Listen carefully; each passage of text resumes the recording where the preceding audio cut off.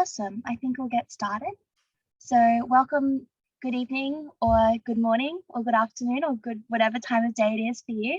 Thank you so much for coming to our first panel discussion as part of the Student Symposium in Combinatorics. For those of you it's their first time joining us, the Student Symposium in Combinatorics is a conference for students by students, and it's a chance for us to show our combinatorics and combinatorics related research with people from all around the world. So tonight's panel discussion I'm super excited by, as you all can probably tell, but we tried to pick panel discussion topics which were interesting and relevant to students. And one thing we thought would be really great is having this discussion about moving from academia into industry, because a lot of people finish their studies or their PhD and don't really know what to do. And we picked 4 really amazing and incredible people who we thought would have a lot to share about this topic. Before we get started, I just want to thank our sponsors, Matrix, OSTUMS, AMSI, and UNSW Sydney. We couldn't do this conference without you. So if we head on to the next slide, it gives me great pleasure to introduce our panelists. We have Adrian, Liv, Ben, and Michael. So the way this panel was going to work is I'll let all the panelists introduce themselves in that order. And while they're talking, please feel free to pop questions in the question and answer or in the Zoom chat. And I will chair this panel and ask the questions as appropriate. But with questions, feel free to have questions that address the whole panel or questions that address specific people in the panel as well. But yeah, you've heard enough from me. Let's get started. So Adrian, do you want to go first? Sounds good to me. Thanks, Jodie. Very excited to be here. So disclaimer, if I yawn, it's because I'm exhausted, not because I'm bored. So let's just, and I think that's true of everyone here, just given the various time zones. So yeah, a bit about myself. I grew up in Perth and studied maths at UWA. And then really, at that point, I thought, well, what am I going to do now? And then I thought, prime numbers. Yeah, prime numbers are really cool. So I went over to Canberra and went to ANU and did my PhD there on the topic of prime numbers. So after 3 glorious years in freezing Canberra, I made what seems like a bit of an orthogonal turn and became an options trader at Optiva in Sydney. So I did that for about 5 years. And then I thought, bugger this, I'm going to move up to Queensland with my wife and our very small 3 children, who all contribute to my exhaustion, by the way. I'm not in the same building as them at the moment, because if I were, you would hear them. So I moved to Queensland. I still work at Optiva as head of academic partnership. So a lot of what I do these days is I talk to students about maths and the fun things they can do with maths and where they can go in industry. Yeah, so I'm sure tonight I'll talk a little bit more about how I could go from what is quite pure mathematics to something a bit dirty like options trading, or a bit more, I shouldn't call it dirty, should I? It's already got a bad enough name. Let's call it less pure. And that's pretty much me. Thanks, Adrian. I think I was next on the list. So I'm Liv. I have always loved maths. I was lucky enough to do the National Mathematics Summer School here in Australia as a kid between year 11 and year 12. Quite a few years ago, I got invited back to that as staff, and I've been on staff. 2022 is the first year since 2008 that I wasn't on staff for it in January, and that's because I was busy with a tiny human. So we've just got the one, and he's currently asleep, so that's why it's okay to be in the same building as him at the moment. Yeah, so at uni I was doing a science eng double degree. I was doing maths because it was fun, and engineering so I could get a job at the end of it. And then someone pointed out to me, my story has a lot of people pointing out really obvious things to me. An academic was like, you know how you're planning to go do engineering and then come back and do more maths? you could just do the maths right now, you know. And I was like, genius idea. I also had a friend who pointed out to me, I was doing pure maths and operations research, which is super applied maths. And so combinatorial optimization is what I get excited about mathematically. And a friend was like, you know how OR has more prospect of jobs in the field and you like it more? Maybe do that. And so I listened to my very wise friend, ended up doing a PhD on airline routing and airline scheduling problems, assigning crews to aircrafts, which was all sorts of interesting. After that, did a 1-year postdoc up in Newcastle, working on coal and where you stockpile coal and the big machines that build up and tear down stockpiles at the port. And then I ended up at IBM Research, stayed there for probably about 18 months to 2 years longer than I should have, but I was there for a very long time. I think it was 4.5 or 5 years. From there, I went and worked at Telstra in a job that was a bit about optimization and the sort of stuff that I did in my PhD, but that became a smaller and smaller part of what I was doing while I was there. And then my whole team got made redundant, and I was told, here's the job we would like you to apply for in the restructure. But at the same time, a friend said to me, hey, want to come work with me? And it's a friend who was also one of my PhD supervisors. And I was like, look, if they're going to offer me a nice juicy bribe to leave, I might leave. And so I accepted the bribe, I accepted the redundancy, and I'm now working in a small firm. Oh, we've grown a bit recently. We now have 6 people in our maths department, which is pretty good for a small company. Building rostering methods and models and algorithms and code for use. And I'm incredibly fortunate to be working in industry with like-minded mathematical types on the type of maths I love. So yeah, I think that's me. I'll try and not talk too much just yet.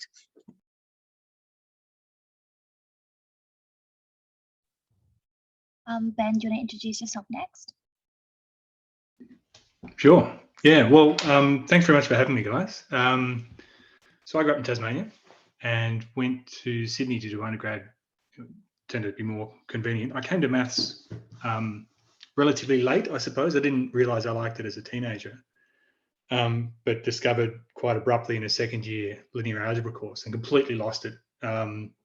Quit everything and just wanted to do maths all of a sudden.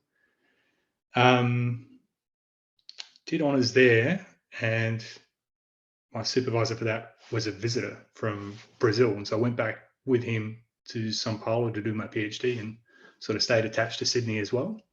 And that was in algebra, in representation theory of Lie algebras, which I really enjoyed, though I wouldn't say that I chose it actively. It was more, I was like, oh, this seems nice. Seems like one of the many nice things I encountered at university. And this guy seems like he'd be a good supervisor, and he hasn't got a student yet. So, and that's how I chose my path. Other people might be more directed. I just kind of went with the flow.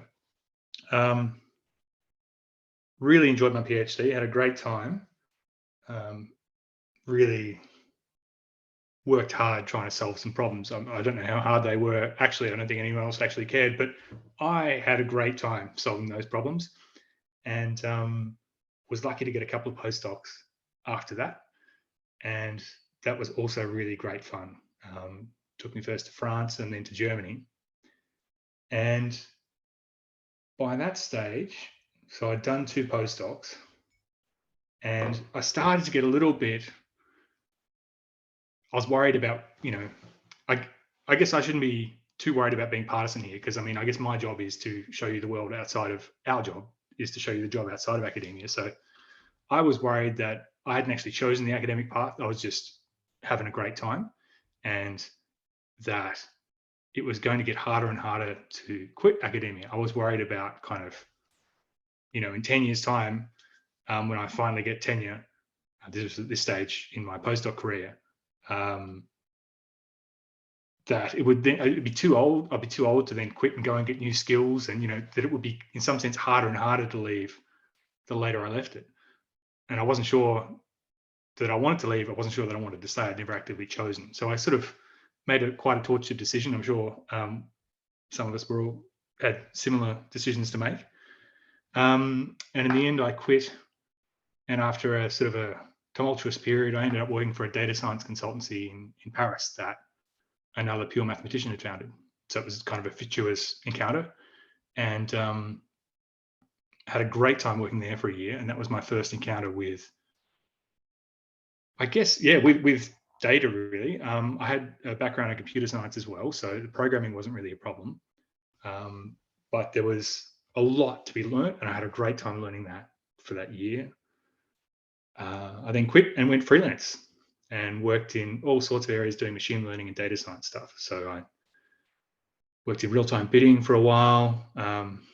Some of the stuff I really enjoyed working on most was e-commerce data sets, just because they give you a really interesting insight into society. It's a window onto the world. You see exactly how that part of the economy works. I thought that was really, really cool. Something I still really enjoy. Founded a company in Berlin about 9 years ago, which is still going, still not broke, still on the verge of greatness, but still wavering along.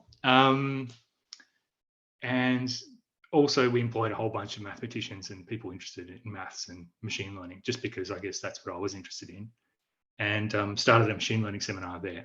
And we can talk more about that. Eventually, about 2 years ago, just before the pandemic, we moved back to Tasmania. And since then, I've been primarily doing data science stuff, machine learning stuff. Been doing a lot of stuff with generative models and cryptography as well, which has been fun. So lots of new maths, and running a math seminar here too, which has been really, really fun. It's probably enough to me. Thanks, Ben. Michael, do you want to go next?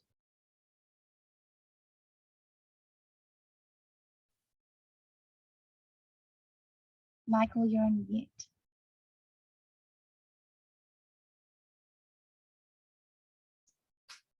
Okay, I'm here.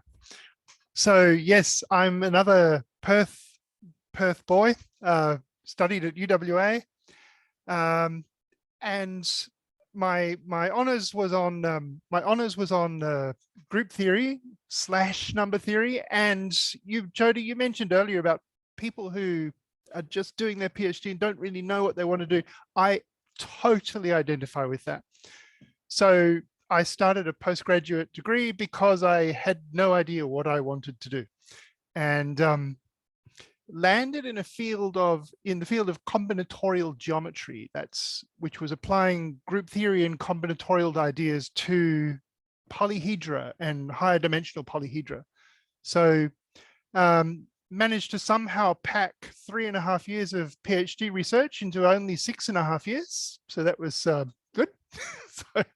And when I graduated, there weren't really any good academic jobs in Australia at the time. So I looked overseas, landed a position at a college in Malaysia. So packed my bags, flew over there, and worked for about 10.5 years in various Malaysian universities and colleges, lecturing in mathematics and computer science, which I had to pick up as I went along. And I'm back in Perth now. What happened towards the end of my time there, I started to get some consultancy projects with a company in Perth they had a maths paper they wanted someone to explain to the people there so that they could implement it. So I went and did that. And then there was another project with them and another project with them, and then they offered me a job. So I said yes. It was an opportunity to come back to Perth just in time for the kids to start school. And I've been with that company ever since. It's it's in the oil and gas industry, the exploration industry, and there's just so much maths needed in that industry that somehow it's managed to keep me employed all that time. That's enough from me for the moment, I think. Awesome. Thank you all for that quick introduction.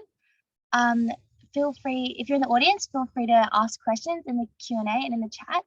But the first question I wanted to kick us off with is, Ben kind of described it a bit about the transition from academia into industry. Do any of you have, I guess, a pivotal moment where you decided that you wanted to transition into industry, or was it more of a gradual, it just kind of fell into my lap?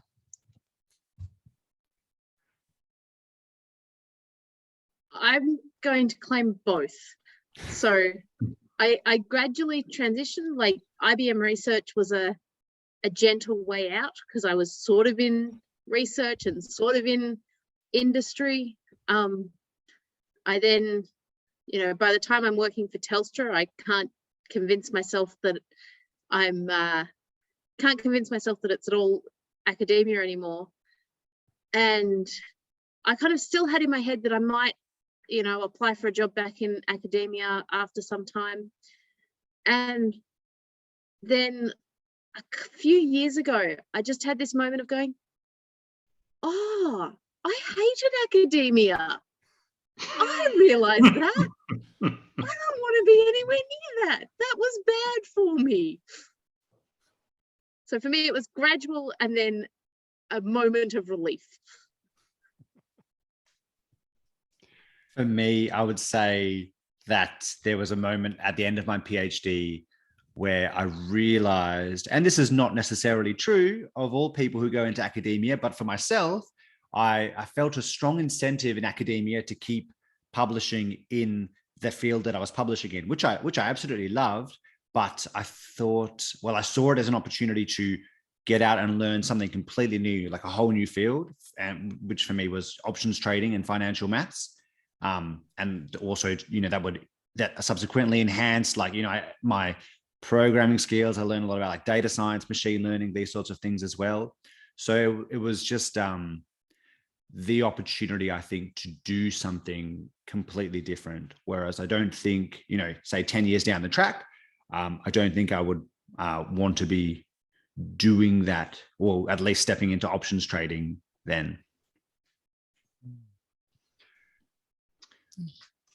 I think for me, shall I go? Yeah. Yeah.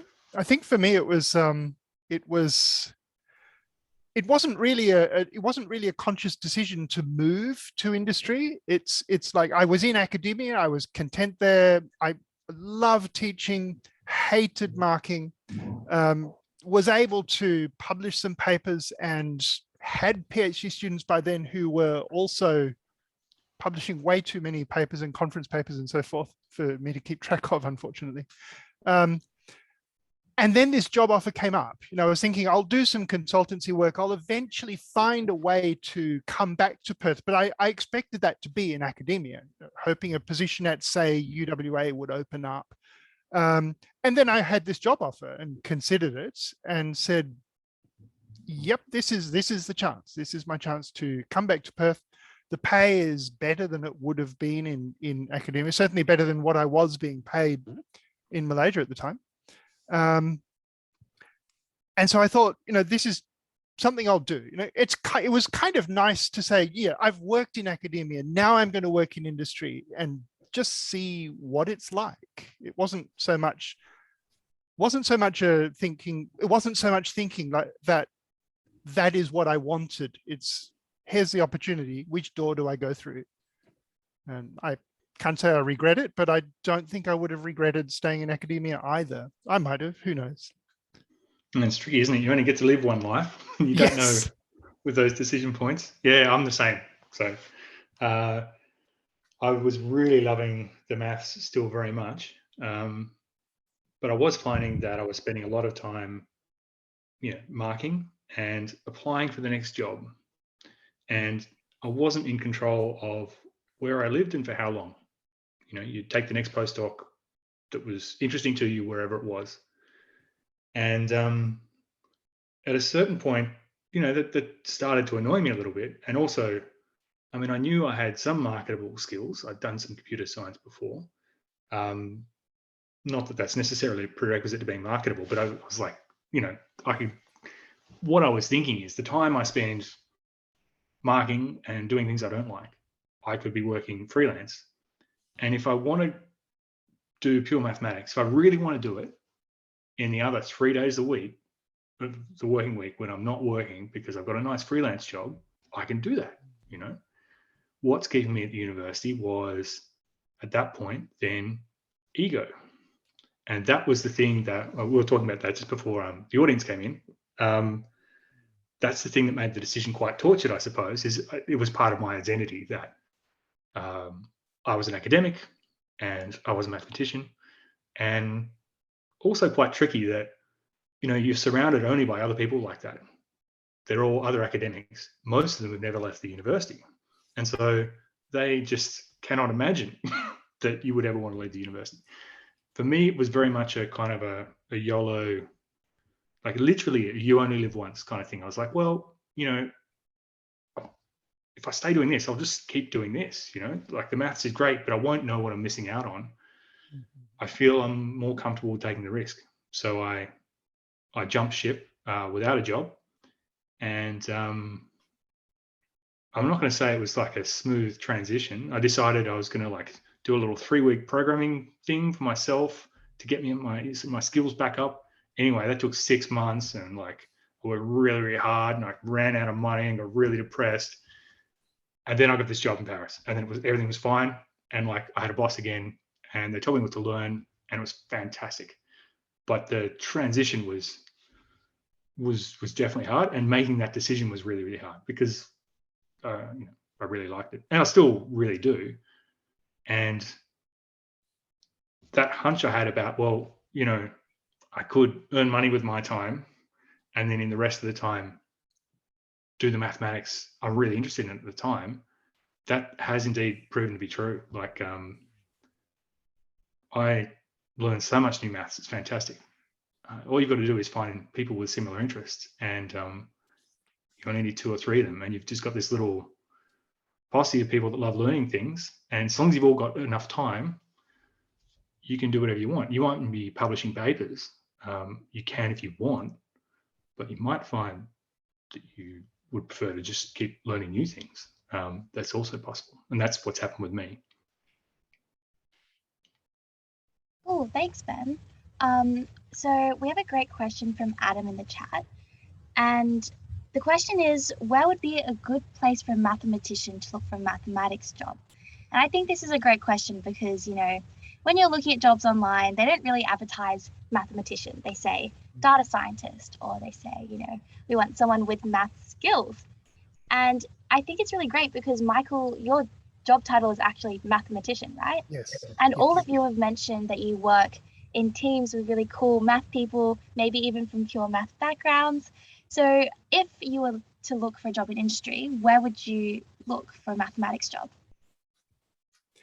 That's an excellent question. I'm not sure I know the answer, but so the job I'm in, it's in the oil and gas exploration industry. And when I talk to people and I'm meeting them for the first time and I say I'm a mathematician, the first thing they say is, oh, which university are you at? And then I say, I'm not at a university. Then they say, well, which bank are you at? So it's as if the public perception is maths jobs are in universities. And then there's a small number of people who are basically earning millions of dollars for you know, writing algorithms to stock trading. And there are such people. One of the people who was doing a master's at the same time as me, they spent a couple of years over East, basically earning some bank $1.5 million or whatever it was.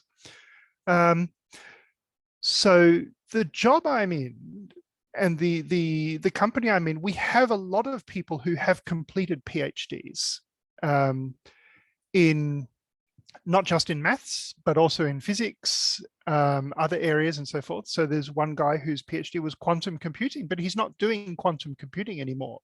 I don't think he would call himself a physicist anymore necessarily. And some of the other people who did PhDs in mathematics, they're not working as mathematician as such. I'm not actually sure what their job title is, but the work they're doing is certainly mathematical. So if you're coding up an algorithm that is going to take 1 million data points and simulate a wave equation through there, there's a huge amount of pure maths there. You can't just go and code it up and expect it to actually work. So, there's, my knowledge of it is just this much, and I already know that there's weird stability criteria that you have to take into account, optimizations that need to go into it, and creative ways to represent the data. And so even if their job title is not mathematician, they are still working with mathematics, doing mathematics, inventing mathematics as part of their job. To me, that's more important than a job title. If I look on the fact is my job title changes every few years or so, and I don't even know. It just depends on, what marketing publication they want to put. I don't have a business card. I've never needed one. So, my contract says programmer / mathematician, but more recently they called me principal mathematician, I think because they were going for listing on the Australian Stock Exchange and they wanted a more impressive title. So, but I don't care. I mean, I'm doing maths in my job. That's what's fun. That's what makes it enjoyable. It's not the job title. So I think for someone moving into industry, the industry is going to want you to solve problems in the business. And if you love maths and you're good at it, just make sure people know that, make sure people are aware of that, and then they'll look to you. So they'll look to you, and then when they look to you, help them out. Even if it's something, more than once, someone's come to me and said, I'm having this real difficult problem. You're a mathematician, can you solve it? And it's basically been a rotation in two-dimensional space. And, that's easy, but you don't say no to that. You say, oh, look, this is really exciting. It's because it's exciting and new for them. And you get to see them go, wow, that's incredible to see what the maths can do. So, and then in the workplace, if you get this reputation as someone who is good at maths, and make it a true reputation. You're good at maths, you love it, you help other people use it, and then you will have a mathematical job in the industry. Yeah, something like that anyway. I love that. Thank you, Michael. Do any of the other panelists want to comment on this? I just want to say, yes, it is really hard to find the jobs. And I used to hate listening to people talk about their careers and be like, oh, and then someone I knew told me this, and it's all about who you know and it's connections. And I was like, I have to make connections. I have to network. That's terrifying. How do I even do that? And now, I talk about it and I have all of those things in my story. And so a lot of it is about knowing people, but that doesn't have to be a big, scary, capital N networking, I'm now doing the task of meeting people thing. It can be, I meet people, interesting people are fun to hang out with and to talk to, and trying your best to not be afraid of the people around you, because, some people are terrifyingly impressive, and just be in their presence and talk with them. I also, a couple of thoughts I actually had sort of while Michael was talking, other than obviously, data scientist jobs. Data scientist could mean any number of things, but mathematician who's interested in data is a good thing for it to mean. Mathematician who's interested in data and can code is an even better thing for it to mean. But if you have another area that's of interest to you, so if you're like, I find exploration and geology really fascinating, then you want to be looking maybe in oil and gas and see what's around there. If there is something else that's really interesting to you as well, then maybe that might be something to look at, and to just kind of stalk some companies on LinkedIn, see who's working for them, see if any of them have interesting backgrounds, you know, like see what interesting people are doing. This kind of goes to Ben's point about having it being really interesting to look at certain types of data because they help you understand humanity. So yeah, pursue other, if you have other interests, have a look at them as well. I have yet to find a maths and board gaming job, but if I find one, I will be right on that. Oh my gosh, I'm sure one does exist somewhere. So Liv, gonna keep an eye out. The next question I want to ask comes from Odin, and he asks, what's the main reason companies would look for team members with deep mathematics backgrounds? What kind of roles is a math background, especially pure maths, most irrelevant to? So I'm actually going to throw this question to Adrian first, because I know that at a trading company, they love hiring people with math backgrounds and with pure math backgrounds. And I'm personally very curious as to why is that? So yeah, that's a great question. And linking back to the question that was just asked about where can one look to do mathematics? There is a battle in Sydney at the moment between all the trading companies to scoop up as many maths graduates as they can. So companies like Optiva, Acuna, IMC, Vivcourt, Susquehanna, Citadel Securities, maybe, like you can just go on and on. There is an absolute battle. And a lot of mathematics students are going to these market-making companies because they are exciting places to work, and you get to do maths. So as for why they want people, pure mathematicians, I am going to put it down to the lateral thinking that a lot of these graduates have. They're very good at coming up with solutions that are, sorry to use the cliche, but outside of the box. So they don't look to consult a textbook, or they don't think, they can escape linear thinking, and they don't need their hand held. Mathematicians are very creative. They, you see a few proofs, you see quite a lot of proofs in a pure mathematics degree.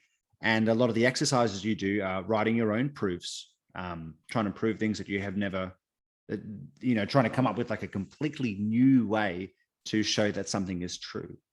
And to do that, you need to, your brain has to be grabbing at all these different threads and finding the ones which work. So from what I see, so I do a fair bit of interviewing, and I wrote the quantitative test that we use at Optiva for screening candidates.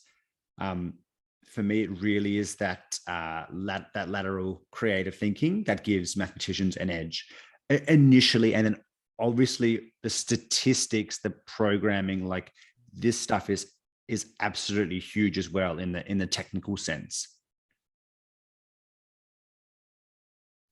Awesome. Ben, you talked about how your company is expanding. Do you look for math graduates in particular when you hire? And why do we like hiring math graduates, especially with further math backgrounds? Yeah, so I'd have to say the primary reason is because I like them. I like talking with them, and I like doing maths with them. But I also do think that mathematicians do have a ferocious capacity to learn things. I mean, whatever the hard thing was you did with your PhD, if you never do it again, it's still proof that you can do hard things and that you're quite tenacious. Which, believe it or not, are qualities that are really hard to come by. So I feel employers are often, and perhaps should be even more often, primarily interested in your ability to learn new things. Because even if you train as an engineer, I don't know, I know a whole bunch of engineers that have gone to work in banks and never used their engineering. Like, it's kind of, you often don't actually use what you learn at university or in your previous job directly, right? You kind of using it indirectly and drawing on your ability to learn things and manage your own learning process quickly. Curiosity is another big thing. Yeah, I think it's about the capacity to learn. It sort of depends to, like, I think mathematicians in a computer realm make great hackers, like they're really not the nefarious sort of hacker, but rather the sort of like, determined, just they'll cut a way through some way. And for some parts of the computing world, that's great. And for other parts, it's not. So I've noticed that being a great mathematician, I've hired great mathematicians, tried to teach them how to program. It doesn't always work because they can learn how to program in a sense, like everything they write is correct, but it's completely unconventional. And that comes back to your creativity point, Adrian. Like it's, which is a problem in a field where actually a bit of code's a common thing that's shared by a whole bunch of programmers. Conventions are actually really, really important. And so sometimes that creativity can even be a problem. You've got to know what you want that person for. And in some cases, I think a mathematician makes a lot of sense if you can get one. And it's probably, people worry about it a lot. As a mathematician, you are hot property because people will be like, wow, that person can learn and do things that are really, really hard. So don't be too shy. And I think another sometimes undervalued feature of a mathematician, but sometimes very well appreciated, is the ability to turn people talking into a clearly defined problem statement. And that is not as common as it could be, and really valuable. Awesome. So this links straight on from what Ben said, but there's a great question in the chat which says, I love pure maths, but I'm not interested in data and cannot code. Is there a job out there for me? How can I find it? And I also want to link this to another question asked in the chat, which says, what kind of skills were you missing when you made that transition into industry? And how did you go about training those skills? Because to me, it sounds like a lot of you guys learned how to code post your PhD or post academia. And yeah, I want to know, do we think coding is necessary to be working as a mathematician in this day and age? And if so, how do we train and build these skills?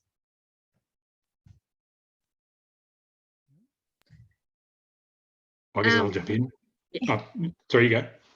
Oh, I was going to say, I think a lot of the jobs sort of out there, I also want to make the point, academia is an industry that you can work in. Oil and gas is an industry that you can work in. But if you want to work in an industry other than academia, I'm sure that the jobs are there. I think that a lot of the jobs that don't sort of directly involve coding in order to implement what you're coming up with might be more jobs around interactions with people. There are translator roles. The job that they wanted me to reapply for at Telstra was mathematical translator, was possibly, that may have actually been the title, which was kind of code for, we're offshoring mathematics to India. We want lots and lots of people working on the problems. And we need someone who knows what we're doing and can talk maths language to those people, because we can't understand what they say and they can't understand what we say. So there are definitely roles sort of in that interaction, in that piece in between, or in, looking for students who might work well, like trying to connect people. There's a lot of kind of people related potential roles would be what I would think.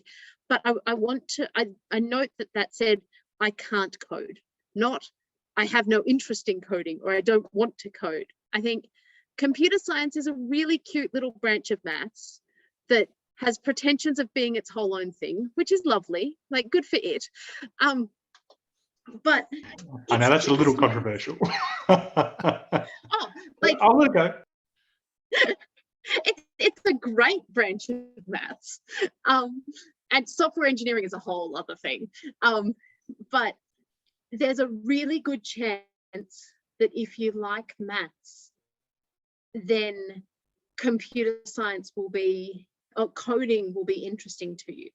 And there's a whole lot of stuff wrapped around that I think gets in the way for a lot of people. I'm going to say, I think for a lot of women, I think the fixed versus growth mindset thing takes place here as well, that to start coding, a lot of the time you might need to not be in Windows, like be on a Linux machine, or you might need to set something up that's a complex step to get started. And the fun bit is not that. All of that is that's the non-maths bit of computer science. The fun bit is once you're writing code and you're solving a problem and everything's very precise and beautiful. And so I think if you are wanting to learn to code, know that on the other side of pushing through that is lots and lots of fun. And there are ways you can, I think that there are like online places you can just go to and write code and it will do a thing. And you can just play with that. And there's lots of different fun problems you can get involved with. In terms of the skills that I was missing, I want to say, like, the software engineering side of things is something I am still learning and will probably always be learning. Not just how to write code, but how to write code well, that plays nice with other people's code, how to use tools like Git and Docker and all sorts of things effectively.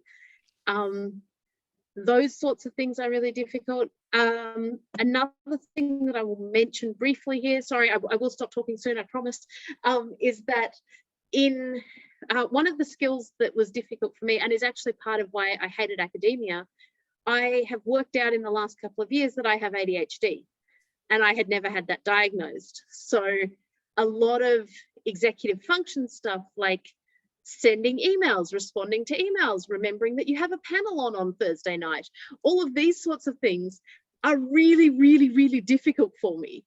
And so I'm continuing to work on ways of getting around that. Yeah, so they are some responses to those questions. Awesome. Ben, did you want to have a go at answering this? Yeah, I guess I would say the one thing I really didn't have in my arsenal was statistics. I hadn't done any statistics since high school. And surprisingly, you know what? It just didn't matter. Learning on the job, it was great, and I had a great time doing it. There'll be huge gaps in your knowledge, and it to some extent, it won't really matter. Like you can think about all the things you'd like to know before you apply for that job, but the reality is for any particular job, you only use a small subset of that anyway. So if you have an employer that's got some faith in you, it really doesn't matter too much. And the other skill that mathematics didn't teach me, and that I'm still struggling with to this day, is managing people or collaborating with people. Like, I really like a really small team, more than 4 people. I don't like the overhead. Like, it's just, I don't really, I would rather do something myself than ask someone else to do it. I really like getting my hands dirty and doing that sort of thing.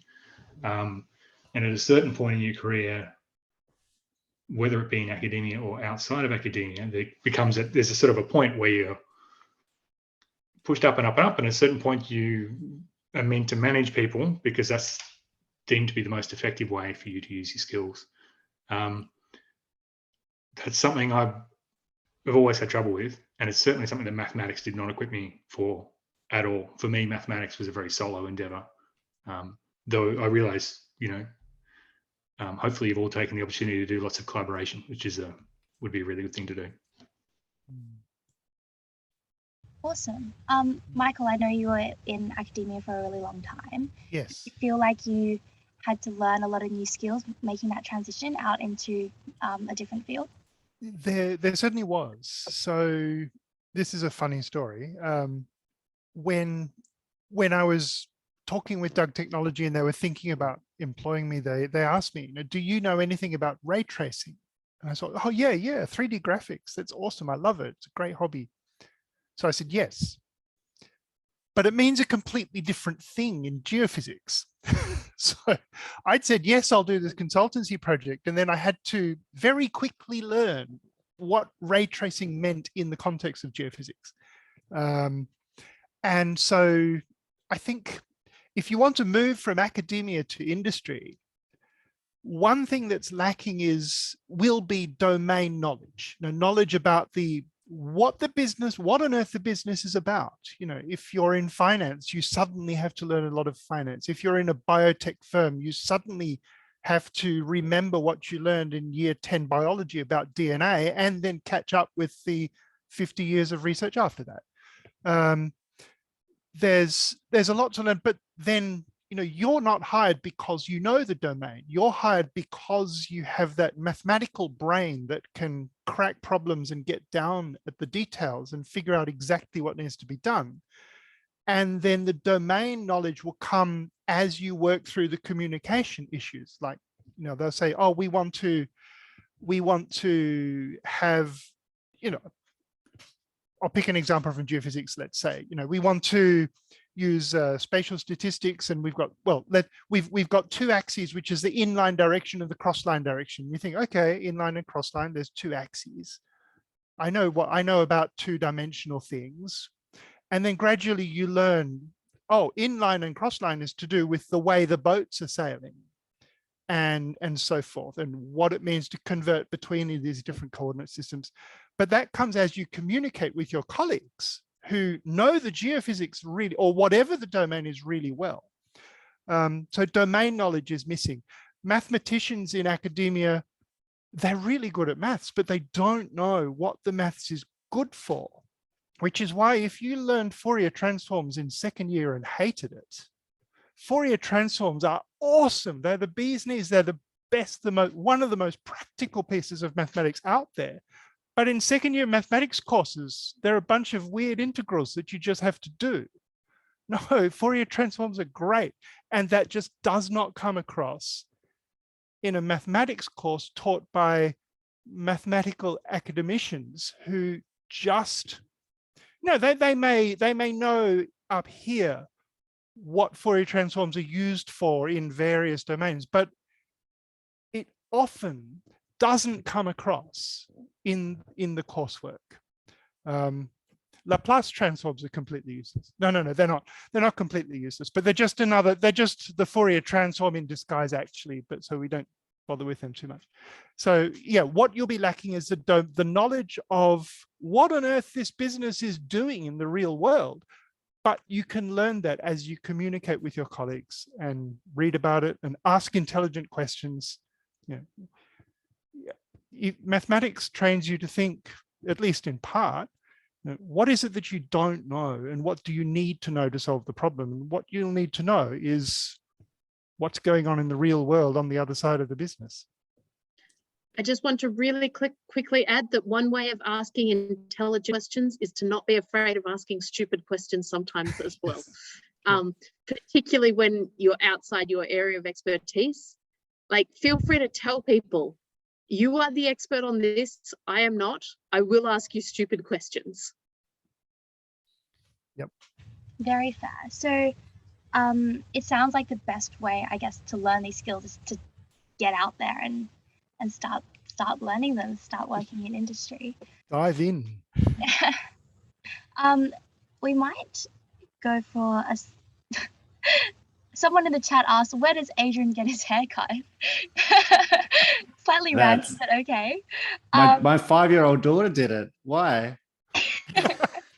How much does she charge? We're going to go for a slightly different kind of route now, but there's a question in the chat that asks, I'm curious about what your next career move is.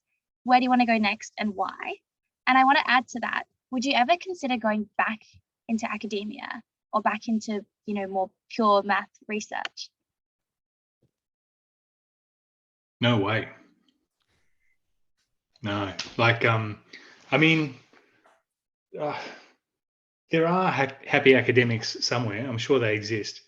But anyone my age, all the people I knew who were in academia that I still know, or the academics I meet otherwise, and it's not just in mathematics, like they're having a rough time. Like they work really, really, really hard, and the job security is really bad until you, if you're lucky, get a permanent job, and they're incredibly scarce. You know, we complain a lot about university conditions in Australia, and they are bad. They're really precarious, but they're much better paid than university jobs in other parts of the world, for instance. Like academic employment is not good. It's not easy, you know, and I would argue that it's really a poor choice to follow your passion that is mathematics, if that's what you want to do. Or it's a choice and it could really work out for you, but I wouldn't go back to academia if they bid me, and they wouldn't. Let's be clear about that. But and next career move for me, I think it's a really important question, because like that's one of the great things about being out in the wild is you can, and in some sense you have to keep moving. I've been doing machine learning and data science for like 12 years now, and like it's time for me, I feel, to start moving into a new field, because I've learned all the things I want to learn, and all the new amazing stuff that's happening, it's more in engineering development rather than something that can be mathematically analyzed. The theory hasn't caught up with the practice yet. So I'm getting into Web3, and I find it amazing. Like the things you can do in a blockchain, for instance, in organizational structures and stuff like that. Oh, it's fantastic. There's a lot of hype and crap, just as there is with anything where there's money, but there's really amazing stuff to be done, like zero knowledge proofs. Look them up, super cool. You want a job that pays a lot of money and it's really, really interesting. That's where I'm going next. Yeah. As for me, just to add my bit, so I luckily sort of stayed in number theory while I was at Optiva by publishing sort of roughly, one paper every year that I was there. This was not sustainable, but these days now it is a bit more sustainable. I only work for Optiva 2 days a week. I had a paper go up on the archive today, a number theory paper.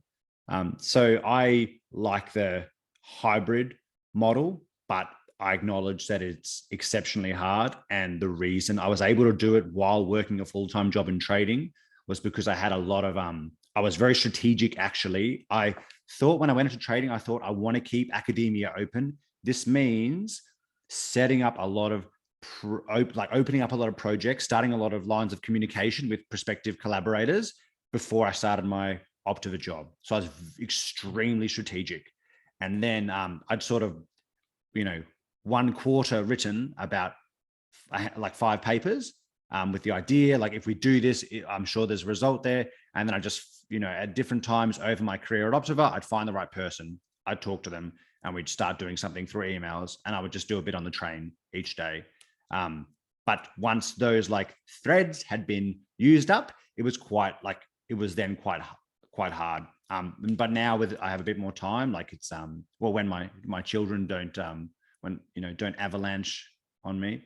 But yeah, it is, I like the hybrid model, but it is not workable for everyone, I think.